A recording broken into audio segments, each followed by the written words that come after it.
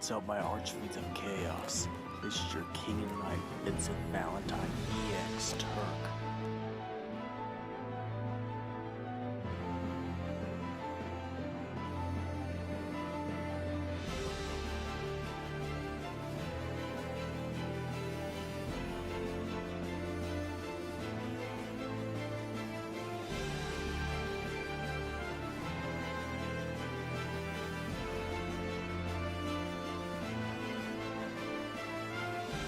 Subscribe to Vincent Valentine EX Turk channel. What is up? This is your king and knight, Vincent Valentine, EX Turk, and I'm here to bring you a brand new video. I have not done no death battles in a while because I kind of ran out of characters to actually face against each other for the Final Fantasy series, but I'm back to doing more as I can. I've been, my whole work schedule's hectic, and well, stream life is hectic, as you've seen in the last two streams. But besides my personal business, welcome to the Coliseum battle with two Final Fantasy characters, or Square Enix first characters. Step in the battle, step in the arena, and fight it out with the same powers and backstory. So we got two combatants of their respective military. We got the Sanctum's own High Commander, Yang Rosch. Now don't get it mixed up with Bruce V, but anyways, Yang Rosch, one of the most technological based commanders of the Sanctum. This guy almost wiped out the entire. This man has almost wiped out the entire Loqi gang, and Final Fantasy XIII. So he's very powerful indeed. And I don't know, but he might have a little bit of power from the FFXV since he works for Bartandalonis, and the only human member of the Sanctum was Jill Nabat. So I think he's also part FFXV as well, which pretty much powerful. So he has a little bit of godlike abilities. Now he's under Cid Reigns because Cid Reigns is higher, but for a commander, you don't even need to have all the power in the world to be super strong. And his backstory is pretty much shrouded in mystery. Except the only thing that we know is he worked under the FFXV, worked under Bartandalonis, and pretty much is a very powerful boss. Especially because his mech could it could pretty much destroy Eidolons, which is a summon in the Final Fantasy XIII verse. So his mech is very powerful. Now to the second combatant, we got Loqi Tummelt from another Fabula Crystallis Novia game, Final Fantasy XV. And Loqi Tummelt is pretty much another member of the Niflheim Empire. Now, if you do count the Assassin's filler as canon, then he comes back twice. He comes back from the dead twice. If you do not count that, then he dies in Chapter 2. And yada yada. So, just like Yang Rosch, his tech is very powerful and strong. And we could concur that Loki has some of the Scourge inside of him. Even though he can't turn into a demon, he has some of the Scourge inside of him, and that's why he was able to live, because we're going to have to, in order to make this a fair death battle, we're going to have to count the Assassin's Creed Festival, in Final Fantasy XV. So, pretty much he has the ability to come back once.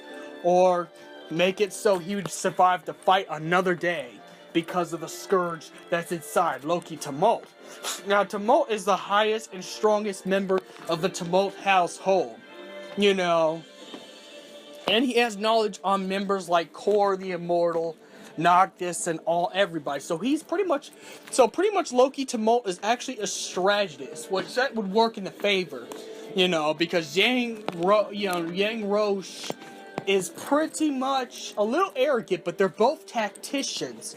Loki's actually a smarter tactician because, in the Assassins Festival, he carries the same button Arden has carried in Chapter 13. That button that turns off Noctis's powers? Except Loki was able to turn off everybody else's powers, so they had to play along with the Assassin's Creed, which I gotta say that's a plot device that Tabitha orchestrated himself, but we're gonna be using this because it's part of the game. So pretty much Loki could turn off your powers. He has a way to jam your powers, and then you have to destroy the towers in order to do that. But Yang Roche would actually be smart enough to actually counteract that, for the fact that Yang Roche is a high commander and he's very smart too.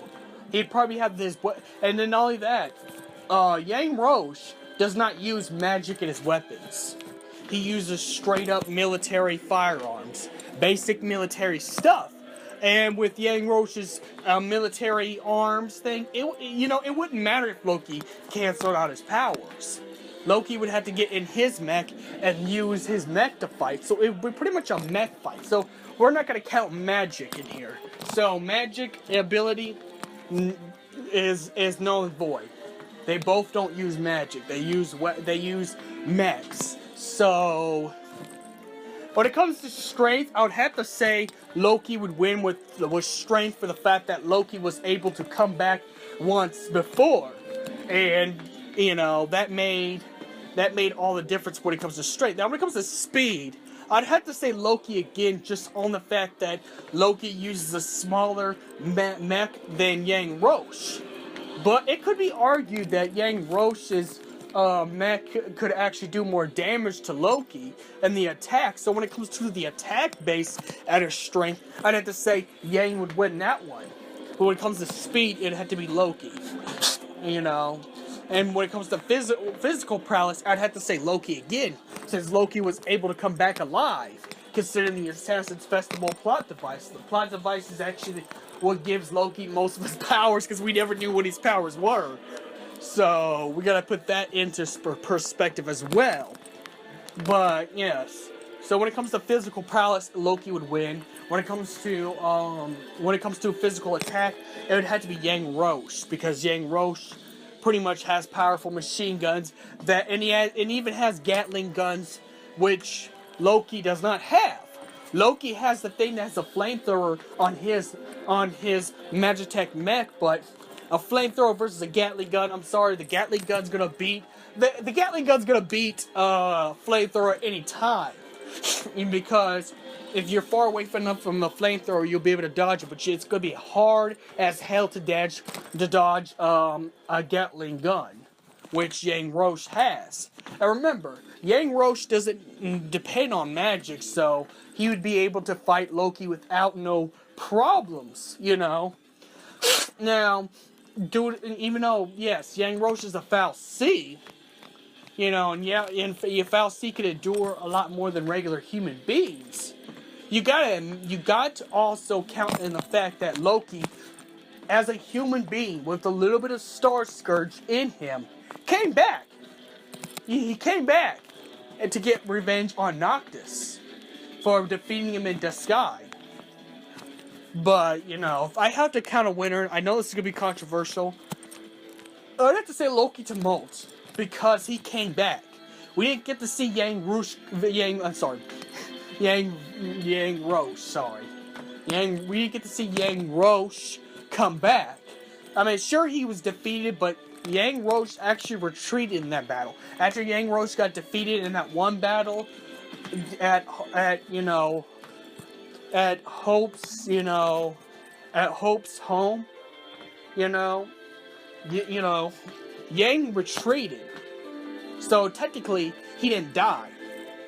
Loqi Tummelt died, if you at least believe that. But Loki cheated death and was able to terrorize Noctis in the Assassin's Festival.